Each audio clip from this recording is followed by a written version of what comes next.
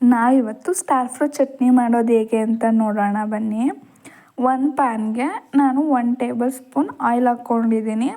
1 table spoon oil ಹಾಕ್ಕೊಂಡಾದ್ಮೇಲೆ 2 cup star fruit ತೊಗೊಂಡಿದ್ದೀನಿ. 2 ಕಪ್ಪಲ್ಲಿ ಏನಿಲ್ಲ ಅಂದರೆ ಒಂದು 10 ಅಂತೂ ತೊಗೊಂಡಿದ್ದೀನಿ. ಒಂದು 10 ಆರ್ 11 ತೊಗೊಂಡಿದ್ದೀನಿ ಸ್ಟಾರ್ ಫ್ರೂಟ್ಸ್ನ. ಸ್ಟಾರ್ ಫ್ರೂಟ್ಸ್ ಆದಮೇಲೆ ಖಾರಕ್ಕೆ ಎಷ್ಟು ಬೇಕೋ ಅಷ್ಟು ಮೆಣಸಿನ್ಕಾಯಿ ತೊಗೊಂಡಿದ್ದೀವಿ. ನಾನು ಚಿಕ್ಕ ಚಿಕ್ಕ ಮೆಣಸಿನ್ಕಾಯಿ ತೊಗೊಂಡು, ನೀವು ಯಾವ ಸಿಗುತ್ತೆ ಅದನ್ನು ಯೂಸ್ ಮಾಡ್ಕೋಬೋದು.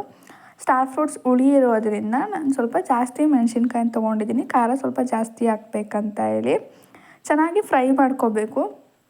ನೋಡಿ, ಈಗ ಇದು ಸ್ಟಾರ್ ಫ್ರೂಟ್ ಕಲರೆಲ್ಲ ಚೇಂಜ್ ಆಗುತ್ತೆ ಅಲ್ಲಿವರೆಗೂ ಫ್ರೈ ಮಾಡ್ಕೋಬೇಕು ನಾವು.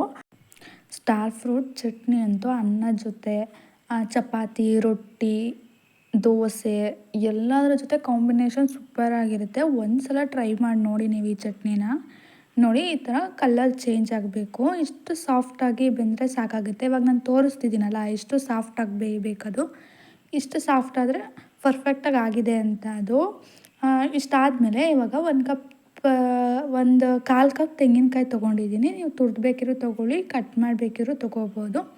ತೆಂಗಿನಕಾಯಿ ಮತ್ತು ಸಾಂಬಾರು ಸೊಪ್ಪನ್ನ ಹಾಕ್ಕೊಂಡು ನಾನು 1 ಮಿನಿಟ್ ಫ್ರೈ ಮಾಡ್ಕೊತಾ ಇದ್ದೀನಿ. ಇವಾಗ ರುಚಿಗೆ ಎಷ್ಟು ಬೇಕೋ ಅಷ್ಟು ಉಪ್ಪು. ಇದು ಕಂಪ್ಲೀಟ್ ಕೂಲ್ ಆದಮೇಲೆ ನಾನು ಹಾಕೋತಾ ಇರೋದು. ಮತ್ತು ಒಂದು 1/2 ಸ್ಪೂನ್ ಜೀರಿಗೆ ತೊಗೊಂಡಿದ್ದೀನಿ. ಇದೆರಡೂ ಗ್ರೈಂಡ್ ಮಾಡಿಕೊಂಡು ನೋಡಿ. ಇವಾಗ ತುಂಬ ಸಾಫ್ಟಾಗಿ ಗ್ರೈಂಡ್ ಮಾಡೋದು ಬೇಡ, ಸ್ವಲ್ಪ ತರ್ತರಿಯಾಗಿ ಗ್ರೈಂಡ್ ಮಾಡಿದ್ರೆ ಚೆನ್ನಾಗಿರುತ್ತೆ. ನೀವು ಒಗ್ಗರಣೆ ಬೇಕಿದ್ರೂ ಹಾಕ್ಕೋಬೋದು. ನಾನು ಇವತ್ತು ಒಗ್ಗರಣೆ ಹಾಕ್ಕೊಂಡಿಲ್ಲ. ಸೂಪರಾಗಿ ತುಂಬ ಟೇಸ್ಟಿಯಾಗಿ ಮಾಡ್ಕೊಬೋದು.